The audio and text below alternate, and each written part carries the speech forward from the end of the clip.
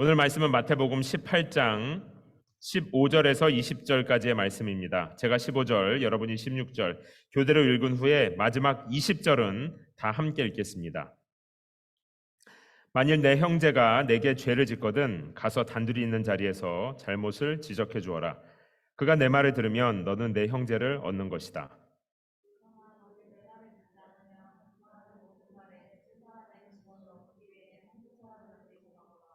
그러나 만일 그가 그들의 말도 거부하면 교회에 말하여라. 교회의 말조차 듣지 않으면 너는 그를 이방 사람이나 세리처럼 여겨라.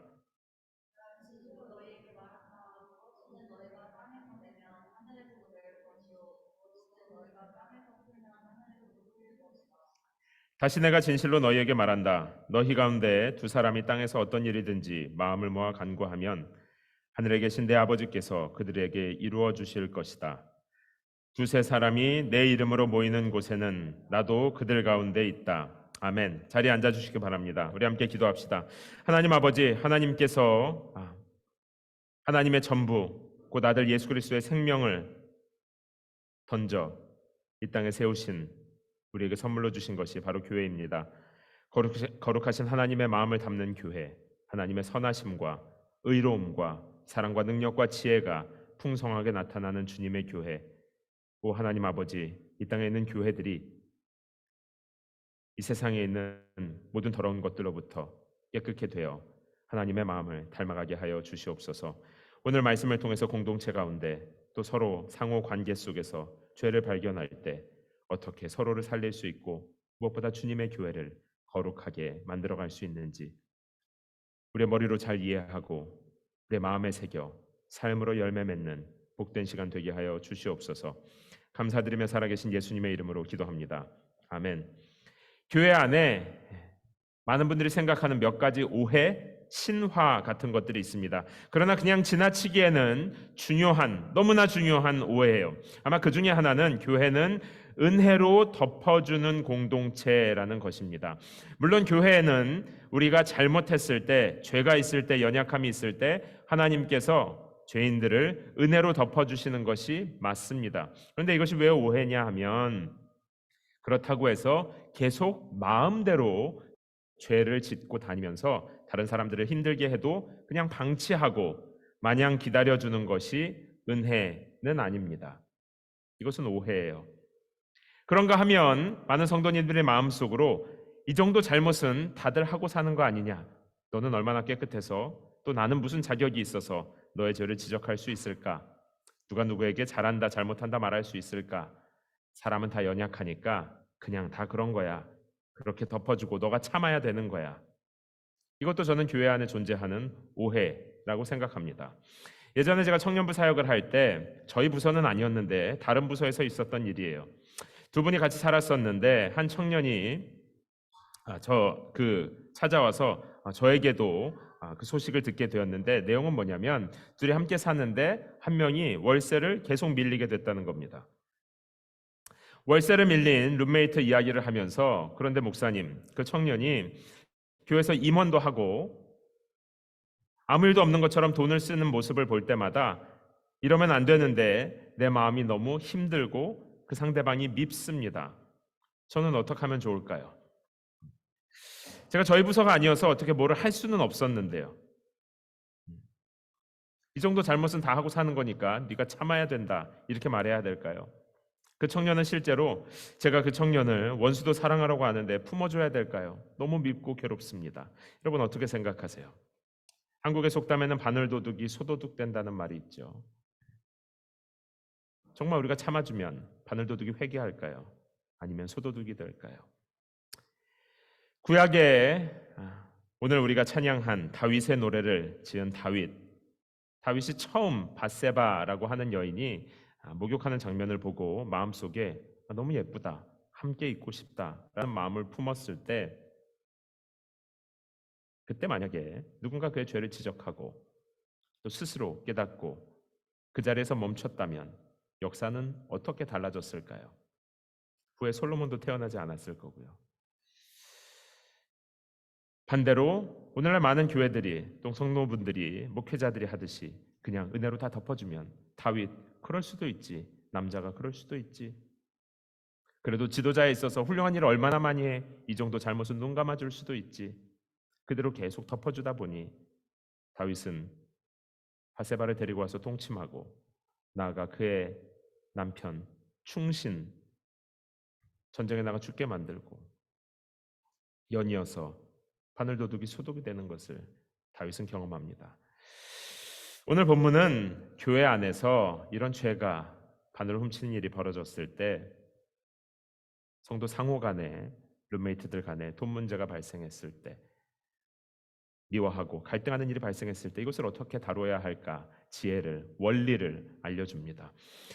본문은 내 형제가 너에게 죄를 짓거든 이라고 시작합니다. 여기서 나오는 죄는 성도와 성도 둘 사이에 일어난 죄를 말합니다. 예를 들어 저 사람은 너무 사치하는 것 같다. 저 사람은 너무 세속적이야. 저 사람은 너무 세상적인 야망이 많아. 이렇게 사람의 경향이나 약점을 가지고 판단하는 것, 이걸 말하는 건 아니에요. 여기서 말하는 죄는 나와의 관계 속에서 지은 죄, 두 사람 사이에 혹은 세 사람 사이에서 일어난 죄, 험담을 한다든지 따돌린다든지 아까 말한 금전적인 사기, 거짓말, 어쨌든 두 사람 사이에서 지은 여러 가지 죄들이 해당이 됩니다. 우리 교인들이 서로 만났다고 해서 아무리 하나님을 사랑하는 두 사람이 만났다고 해서 완벽하게 죄가 없는 것은 아니죠. 구원은 우리를 완벽한 사람으로 만들어주는 것이 아니라 완벽하지 않은 사람들이 만나서 용서받는 것이 구원의 시작이에요. 그래서 교회 안에서 함께 신앙생활을 하다 보면 이 사람들이 용서받고 온전해지는 과정에서 아직 연약하거나 다듬어지지 않은 부분 때문에 상처를 주기도 하고 받기도 합니다. 나도 가해자가 될 수가 있어요. 아무리 성숙한 사람이라 해도 다른 누군가를 넘어지게 할 수 있습니다. 심지어 목사라고 해도. 이런 일들은 우리가 연약한 죄인이라서 어쩔 수 없이 넘어질 때도 있고 또 실제로 마음이 악하고 고집이 세며 자기중심적이어서 죄인 줄 알면서도 나쁘게 할 때가, 사과하지 않을 때가 있습니다. 이럴 때 여러분이 저에게 찾아와서 목사님, 우리 남편 때문에 아내 때문에 또 우리 셀그룹에서 너무 힘듭니다. 그러면 제가 죄인이니까 참아주세요. 참아야 할 때가 있고 무조건 다 받아주는 것은 은혜가 아니다라고 여기 성경은 말합니다. 누가 누군가에게 죄를 지었다면 하나님께 회개할 수 있도록 찾아가서 말하라는 거예요. 상대방에게 사과할 수 있도록 행동과 마음을 고칠 수 있도록 찾아가서 얘기해 주라는 겁니다. 여기 본문에서 가서 단둘이 있는 자리에서 잘못을 지적해 주어라. 예전 번역을 보면 권면하라 이렇게 되어 있는데 여기에서 잘못을 지적하다, 권면하다의 헬라어 뜻을 찾아보면 상대방이 잘못한 것을 꾸짖어라 이런 뜻이 아니라 뜻에 노출시키다라는 뜻이 있습니다. 감추어져 있는 것을 드러나게 하라. 그러니까 그 사람이 스스로 죄라고 깨닫지 못하는 것을 죄로 알게 해줘라. 잘못인 줄 모르는 것을 잘못이라는 걸 깨닫게 해주어라 이런 뜻입니다. 그러니까 성도 간에 만일 내 형제가 너에게 죄를 짓거든 단둘이 있는 자리에서 너가 얼마나 화났는지 얘기해줘라. 너의 불편한 기분을 알려줘라. 너 이러면 안 된다고 지적해줘라. 이게 아니라 그 사람이 성경적인 원리에서 어떤 죄를 지었는지 드러나게 해줘라. 죄에 대해서 바른 인식을 갖게 해주어라. 너의 남편이 아내가 자녀가 이렇게 하는 것이 왜 문제인지 죄의 결과를 바르게 알게 해주라. 이것이 성경의 원리입니다. 이 내용은 18장 앞뒤 전체와 보면 더 잘 보입니다. 18장은 어떻게 시작하냐면 1절과 5절에서 예수님께서 어린아이와 같은 사람이 천국에서는 큰 사람이다 하면서 시작해요. 공동체에서 연약한 사람 하나를 받아주는 것은 곧 나 예수를 영접하는 것과 같다. 어린아이가 연약한 사람이 얼마나 소중한지 아느냐? 18장은 이렇게 시작합니다. 이어서 18장 6절 9절에서는 믿음이 연약한 사람, 이런 어린아이 같은 사람, 소중한 사람을 넘어지게 하는 일은 너무 중요한 문제라는 말. 다른 사람을 넘어지게 하는 것보다 차라리 큰 맷돌을 가지고 깊은 바다에 빠지는 편이 훨씬 낫다.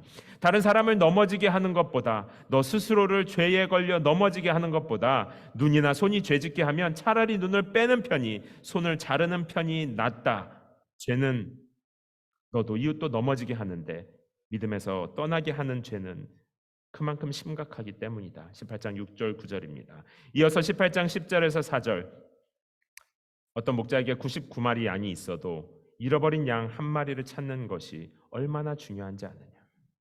그러니까 99마리의 양이 안 중요하다는 뜻이 아니라 잃어버린 한 사람, 연약한 한 사람, 신앙을 떠난 한 사람, 이 목자에게는 그토록 중요하다는 말이다. 그러니까 지금 18장은 계속해서 이야기를 쌓아가는 거예요. 연약한 사람을 넘어뜨리는 죄는 이 정도로 심각하고, 하나님의 자녀 한 사람이 교회 공동체를 떠나게 되는 것은, 믿음의 자리에서 떠나게 되는 것은, 어떤 한 사람의 죄 때문에 그렇게 되는 것은 이렇게 중요하다. 그런데 공동체에서 상호 간에 죄를 지었는데 한 사람의 마음을 냉랭하게 만든 그 사람들이 아무 일 없었던 것처럼 다 그냥 은혜로 덮어야지.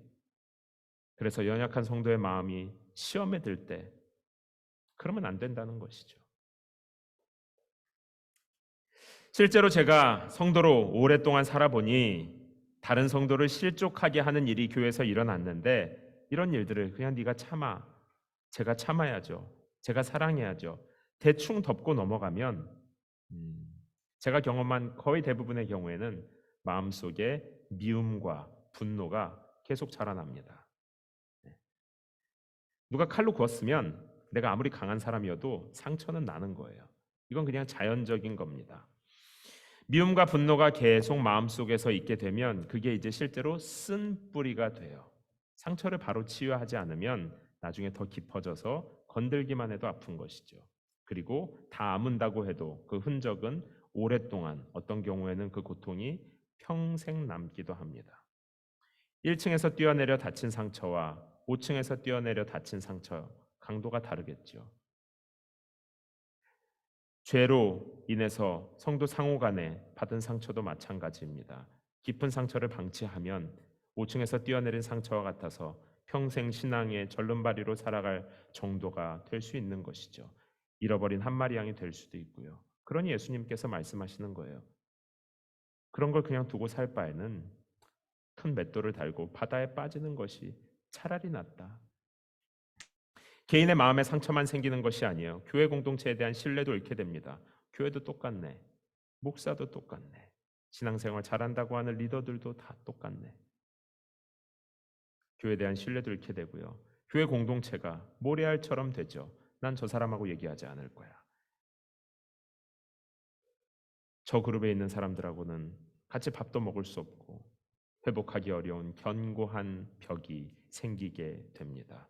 그러므로 죄를 지적하는 것, 곧 죄를 드러내는 것, 죄를 깨달을 수 있도록 도와주는 것은 그 죄인의 회복은 물론이고 당한 사람의 회복, 공동체의 성숙을 위해서도 꼭 필요합니다. 그러면 실제로 이 일을 어떻게 할 것인가? 오늘 성경은 그 방법을 구체적으로 소개합니다. 18장 15절의 첫 번째, 단 둘이 있는 자리에서 하라고 말합니다. 그러니까 이 사람이 지은 죄를 다른 사람들이 모르게 하라는 거예요. 보호해 주는 것이죠. 죄를 이 모든 과정들이 죄를 회개하고 관계를 회복하는 것이지 내 화풀이를 하거나 상대방을 매장하는 것이 목적이 아니에요. 그래서 단둘이 있는 자리에서 얘기를 하고 그 사람이 너의 말을 들으면 그 형제를 얻는 것이다 라고 18절은 15절은 얘기하고 있어요. 상대방의 죄를 드러나게 잘 깨달을 수 있게 해주려면 먼저 자신의 동기를 점검하는 것이 중요합니다.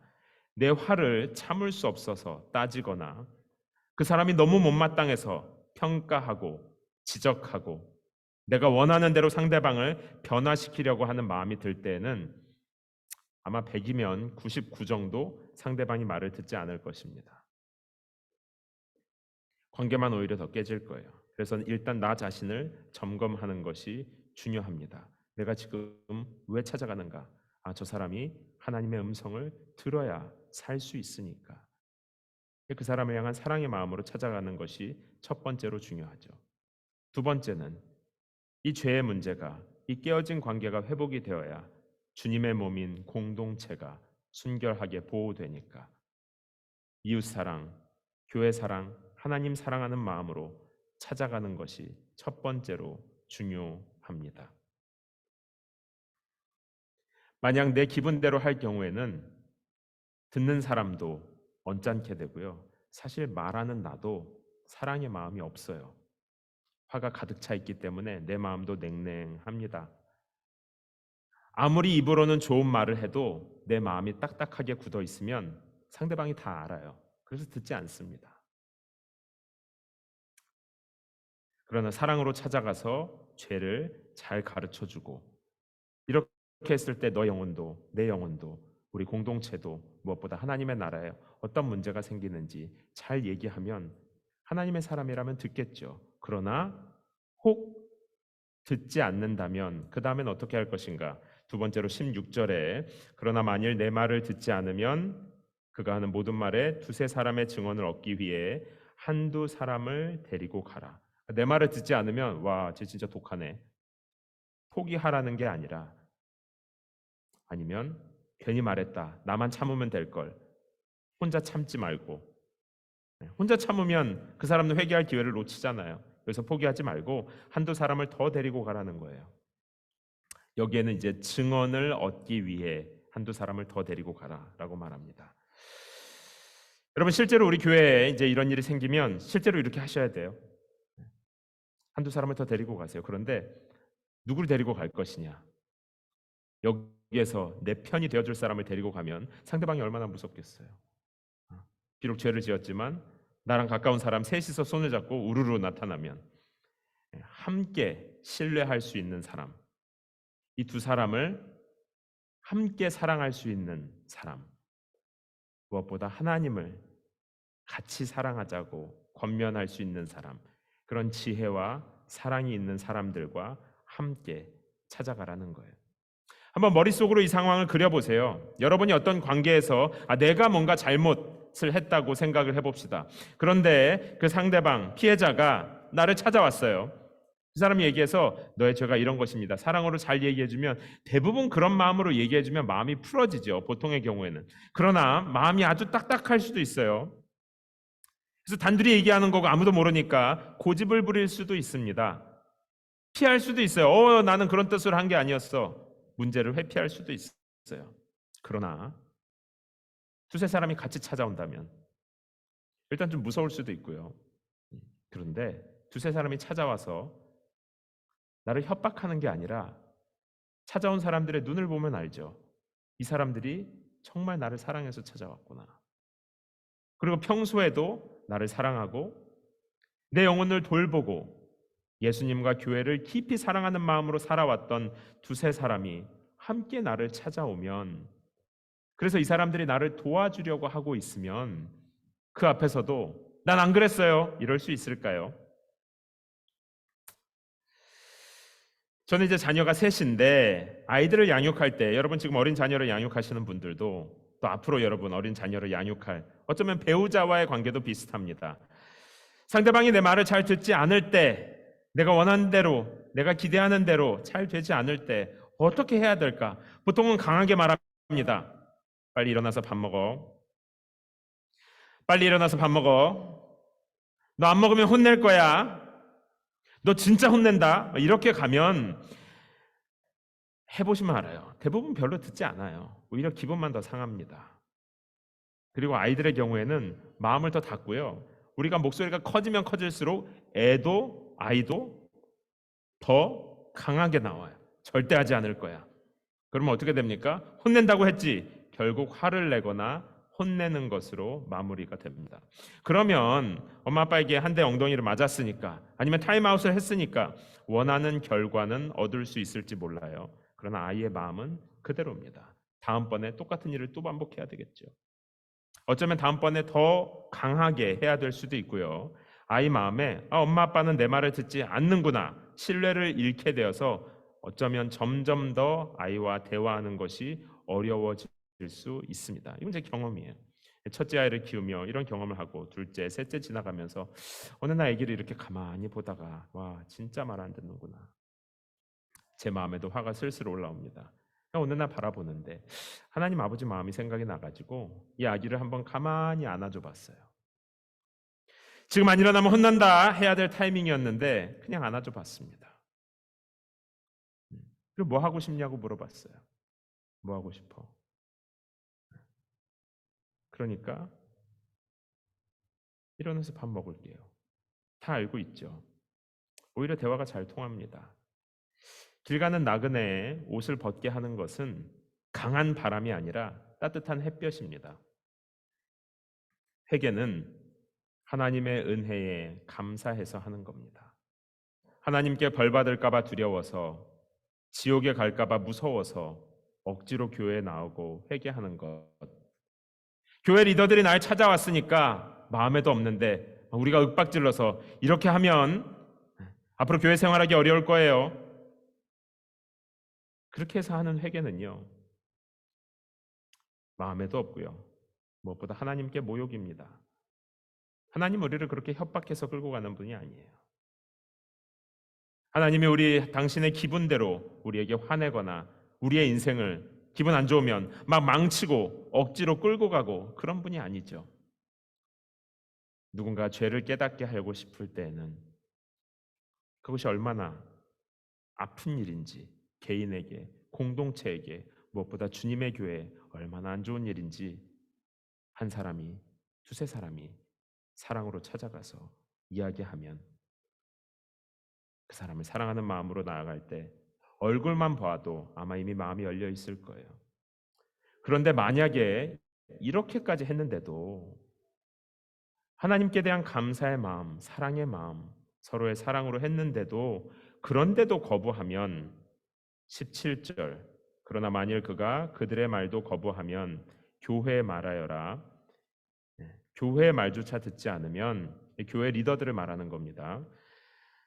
너는 그를 이방 사람이나 세리처럼 여겨라. 그러니까 교회의 말을 했는데 교회는 내 영혼을 사랑해서 오랜 시간 동안 함께 아파하고 함께 눈물로 기도하고 그게 교회잖아요. 하나님은요, 나를 사랑하셔서 아들 예수를 내어주신 분이잖아요. 그런 하나님 아버지의 말, 나를 함께 사랑해서 나에게 모든 것을 내어주었던 그 교회의 말에도 마음을 닫는다면 이제 그쯤 되면 성경은 이야기합니다. 하나님의 자녀가 아닐 수도 있다. 뭐 대단한 희생을 하라는 게 아니라 사과하라는데, 잘못된 행동을 돌이키라는 건데, 이 정도 되면 하나님의 사랑, 교회 공동체의 사랑, 모든 것을 외면할 수 있을 정도라면 그 사람을 하나님의 자녀라고 할 수 있을까? 성경은 이방인과 세리와 같이 여기라. 곧 이 마태복음은 유대인들에게 쓴 책이거든요. 그러니까 이방인으로 여기라는 말은 하나님의 백성이 아닌 것으로 생각해라. 실제로 장로교회에서 이 7위 디서플린, 즉 교회 안에서 죄를 지었을 때 징계하는 몇 가지 절차가 있는데 그 징계 절차 중에 가장 최고의, 그러니까 가장 심한 것은 출교, 엑스커뮤니케이션, 교회를 떠나주세요라고 말하는 것입니다. 저희 교회는 이거 실제로 할 겁니다. 너무 심한가? 그게 아니라 그래야 교회 안에서 하나님의 사랑, 서로 사랑할 수 있는 연약한 성도들을 보호해야죠. 성도 본인도 그래야 하나님 앞에 회개하고 회복할 수 있는 기회를 얻을 수 있죠. 무엇보다 이런 디서플린하는 절차들이 바르게 되어 있어야 주님의 몸된 교회를 몇몇 사람, 특별히 하나님을 두려워하지 않는 사람들의 놀이터로 자기들 마음대로 하는 것을 막아야 할 것입니다. 교회는 거룩하신 하나님의 집이에요. 예수님께서 나의 몸인 교회라고 말할 정도로 따로 구별된 중요한 기관입니다. 그런데 이런 성경의 원칙이 무시될 때 교회는 불법을 저지르거나 약자에게 함부로 하는 세상과 하나도 다르지 않게 돼요. 어쩌면 교회가 은혜로 덮어야지 하면서 이런 일들을 제대로 처리하지 않을 때, 그 정도의 사랑과 그 정도의 용기를 내지 못할 때에는 어쩌면 이 세상의 불법을 저지르는 사람들의 모임보다 더 형편없는 모임이 될 것입니다. 요즘에 난리가 난 지난 주말에 저를 보자마자 더글로리 봤냐고 물어보는 사람 왜 이렇게 많아요? 아직 못 봤습니다. 주말이라 바빠서 아틀란타 가면서 볼 거예요. 왜 그렇게 그 드라마에 열광할까요? 재미가 있어서 그런 것도 있겠지만 죄를 저지른 사람들이 심판받는 모습, 사실 잘못됐다고 한마디 하는 거, 그거 듣고 싶은 거잖아요. 잘못을 한 사람들이 날 용서해달라고 미안했다고 하는 말, 그거 듣고 싶은 건데 그걸 안 하니까 마음이 부글부글 끓어오르죠. 교회들이 드라마보다도 못하면 되겠습니까? 하나님을 경외하는 사람들이 우리가 하나님을 예배한다고 모여서 하나님을 두려워하고 사랑한다고 말하면서 드라마 수준도 안 되면 되겠느냐 말이에요.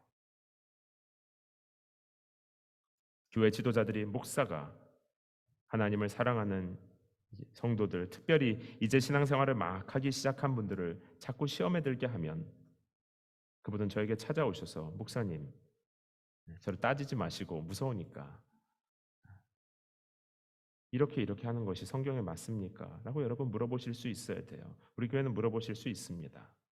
제가 그랬을 때 혹시라도 인상을 쓰거나 언짢아 하면 과감하게 이 교회는 문 닫는 것이 낫습니다. 하나님의 영광을 가리는 교회, 하나님의 사랑과 열심을 무시하는 목사, 그것을 하나님의 사람이라고 할 수 있을까요? 불의한 일들을 교회가 제대로 디서플린하지 못하고 명백한 죄를 목회자가 제대로 사과하지 않아서 상심해서 교회를 떠나고 아직도 교회에 정착하지 못하고 떠돌아다니는 성도들을 우리는 주변에 얼마나 많이 봅니까? 교회는 예수님께서 자신의 생명을 던져서 세운 것이 바로 교회입니다. 하나님 아버지께서 수천 년 전부터 마음의 열정을 가지고 이끌어온 것, 그래서 결국 이 땅에 선물로 주신 것이 바로 교회인 것입니다. 우리는 이 교회를 하나님을 사랑하지도 않고 하나님을 두려워하지도 않는 사람들이 성도라는, 혹은 목사라는, 리더라는 가면을 쓰고 마음대로 망가뜨리게 둬서는 절대로 안 될 것입니다. 말씀을 마치겠습니다. 그리고 여기 18장 19절 20절에 보면 유명한 구절이 나오죠. 너희 가운데 두 사람이 땅에서 어떤 일이든지 마음을 모아 간구하면 하늘에 계신 내 아버지께서 그들에게 이루어 주실 것이다. 두세 사람이 내 이름으로 모이는 곳에는 나도 그들 가운데 있다. 이 말은 예수의 이름으로 예수 믿는 사람들이 두세 사람이 모이면 꼭 교회라고 하는 공동체를 가야 돼. 그냥 우리 두세 사람이 모였으면 그게 교회지. 많은 분들이 이렇게 생각해요. 근데 이건 그 뜻이 아닙니다. 이것은 치리, 디서플린, 징계와 함께 묶어서 이해해야 되는 말씀이에요. 곧 여기에 마음을 모아서 하나님께 기도하면 하나님께서 그 기도를 들으실 것이다. 이 말은 교회에서 두세 사람이 함께 가서 그 사람을 이방인과 같이 여길 때 하늘에서도 동일한 심판이 이루어질 것이다. 이 뜻이에요. 교회에서 두세 사람이 함께 갔을 때 이 사람이 회개하고 교회 공동체에 다시 돌아오게 되면, 함께 한 가족으로 맞아들이게 되면 역시 그것을 하늘에서도 동일하게 그 권위를 인정하신다는 뜻입니다. 그래서 18절에서 말하죠. 너희가 땅에서 매면 하늘에서도 묶일 것이고, 땅에서 묶으면 하늘에서도 묶는다는 거예요. 땅에서 그 사람을 이방인과 세리로 여기면 하늘에서도 그렇게 여길 것이고, 너희가 이 땅에서 이 사람을 용서하면 하늘에서도 용서해 주실 것이다. 즉 교회 공동체가 하나님의 권세를 받았다는 것입니다. 하나님께서 교회를 통해 잃은 양을 살리고 연약한 자들을 품으며 어린 자들을 환영하십니다. 사랑하는 성도 여러분, 우리 연은교회에서는 죄를 여기 나와 있는 이 원리대로 잘 다루어서 우리가 설령 악해서 혹은 약해서 죄를 지었을지라도 죄를 서로 드러내고 하나님 앞에 회개하고 서로에게 용서를 구하고, 그래서 믿음이 연약한 자들과 함께 하나님의 마음을 닮아나가는, 그거 하라고 하나님께서 이 땅에 열정을 다해 교회를 세우셨습니다. 그리고 우리에게 그 교회를 선물로 주신 거예요. 함께 기도하겠습니다. 이 시간에 기도할 때 하나님, 제가 너무 죄를 우습게 여기고 있었던 것 같습니다. 내가 내 마음대로 그냥 살아가면서 내 기분대로 서로를 대하면서 하나님을 두려워할 줄도, 하나님께 감사하는 마음도 없이 그냥 살아오지는 않았습니까?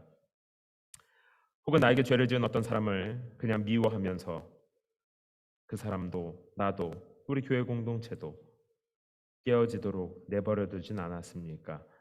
우리 오늘 말씀을 통해서 나에게 주신 하나님의 음성을 들으시고 하나님께서 우리에게 선물로 주신 교회, 사랑으로 정말 따뜻하고 행복한 공동체로 만들어가게 하여 주시옵소서.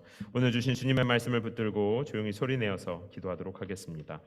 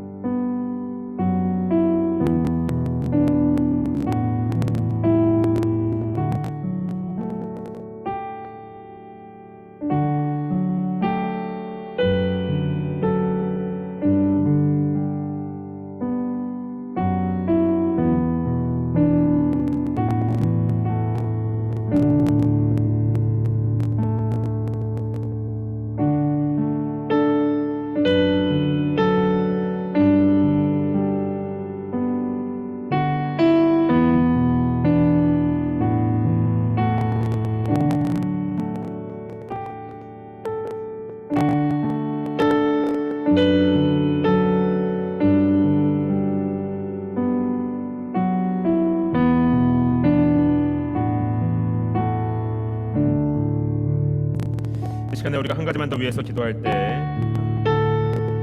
나와의 관계에서 나에게 죄를 지은 사람들이 있을 수 있어요. 이 시간 기도할 때 하나님, 그 사람의 영혼을 사랑하는, 깊이 사랑하는 마음을 회복시켜 주세요. 그래야 제가 찾아가서 얘기할 수 있을 것 같습니다. 하나님, 내 남편을, 아내를, 우리 가족을, 우리 교회 성도들을, 이웃을 깊이 사랑하게 하여 주셔서 찾아가서 그 사람의 연약함을, 죄악을 드러내고 함께 나누고 함께 회개할 수 있도록 주님 나에게 힘주시고 도와주세요. 혹시라도 오늘 기도하다가 내가 잘못한 것이 떠오르는 분들도 계실 수 있습니다. 이 시간에 여러분 하나님 앞에 회개하시고 이번 주간에 찾아가세요. 연락하시고 잘못한 것 사과하시고 용서하시고, 혹시 문제가 있었다면 그 모든 것들을 원래대로 되돌려 놓으시고, 그리고 하나님 앞에 회개의 기도, 용서를 구하는 기도 드리시기 바랍니다. 이 시간에 내가 가해자 입장에서 혹은 피해자 입장에서 하나님, 우리를 다시 사랑으로 묶어 주시옵소서. 하나님의 은혜로 우리를 회복시켜 주시고 우리의 죄를 함께 회개하며 서로 돕는 그런 공동체, 그런 가정 되게 하여 주시옵소서. 우리 한 번 더 조용히 소리내어서 기도하도록 하겠습니다.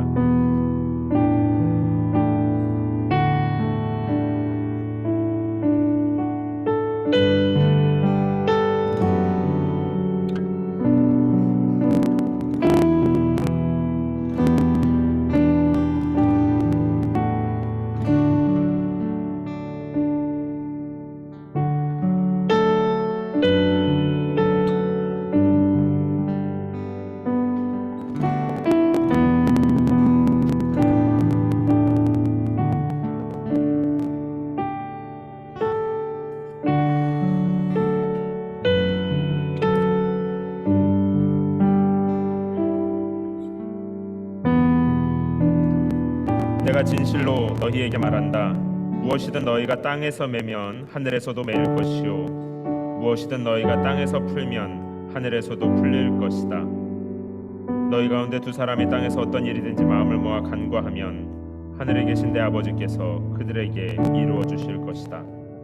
두세 사람이 내 이름으로 모이는 곳에는 나도 그들 가운데 있다. 아멘. 하나님 아버지, 우리 안에 그동안 죄로 막혀 있었던 담들, 내가 쌓아놓은, 내가 때로는 미움과 분노와 상처와 아픔으로 쌓아놓은 담, 어쩌면 내 스스로 죄를 마음대로 범하며 다른 사람들을 힘들게 하고 넘어뜨리게 했었던 담, 이 시간 그 모든 것들을 회개하며 용서를 구합니다. 교회 안에 있는 성도들이 서로 용서를 구하고 두세 사람이 함께 예수의 이름으로 이제 회복을 선포할 때에 이 땅에서 풀면 하늘에서도 풀릴 것이리라 약속하신 하나님, 두세 사람이 용서를 선포할 때 하늘에서도 용서하실 것이라 나도 그들 가운데 있겠다고 약속하신 하나님, 사랑하는 연은교회 안에 하늘의 용서가 풍성하게 하여 주시옵소서. 이웃과의 관계에서, 가족과의 관계에서, 부모 자녀 간에, 또 성도 서로 간에 오랫동안 잊고 있었던 죄악들이 이 시간 빛 가운데 밝히 드러나거든 성령께서 우리를 깨닫게 해주시거든 하나님, 우리에게 사랑과 용기와 지혜를 허락하여 주시어서 하나님 앞에 회개하고 서로에게 용서를 구하며 그리하여 천국 열쇠를 가지고 이 땅에서 풀어지는 일들이 많이 일어나는 그런 키처치, 그런 연은교회 되게 하여 주시옵소서. 무엇보다 이 일들을 통하여 주님의 교회가 거룩하고 순결하게 유지되게 하여 주시고 하나님의 교회가 하나님의 마음을 나타내는, 하나님의 마음을 보게 하는 복된 공동체로 자라가게 하여 주시옵소서. 하나님, 우리가 하나님을 사랑하고 신뢰하는 믿음으로 시간 귀한 예물 드립니다. 예물 드리는 손길들 축복하시고 평생에 하나님만 사랑하는 믿음이 가득하게 하여 주시옵소서. 또한 이 예물이 사용되는 곳에 기름 부으사 주님의 뜻이 나타나게 하여 주시옵소서. 감사드리며 살아계신 예수님의 이름으로 기도합니다. 아멘. 우리 이 시간에 다 함께 찬양하면서 준비하신 예물 드리도록 하겠습니다. 더 기도하기 원하시는 분들은 눈을 감고 계속 기도하셔도 좋습니다.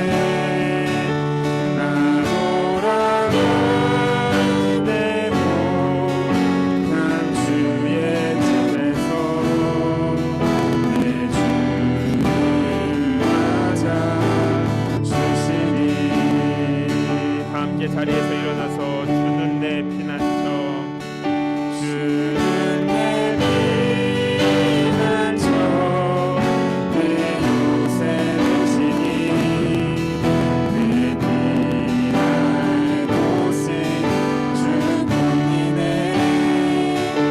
난 돌아가네요. 난 주의 집에서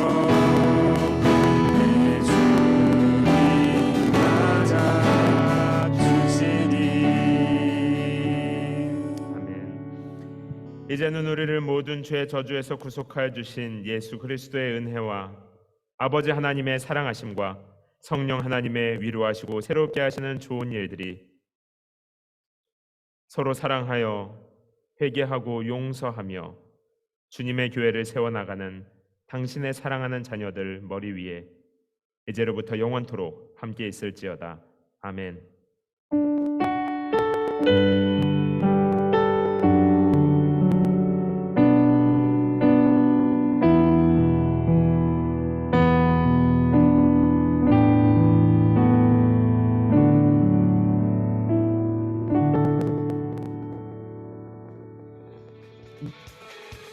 우리 삶의 예배가 시작되었습니다. 한 주간도 하나님 많이 사랑하시면서 행복한 한 주 보내시기 바랍니다. 우리 옆방에서 함께 교제하고 혹시 함께 기도하기 원하시는 분들은 앞으로 나오시면 제가 기도해 드리도록 하겠습니다. 그리고 처음 오셔서 교회 안내가 필요하신 분들도 새가족팀의 안내를 받아서 새가족 테이블에 계시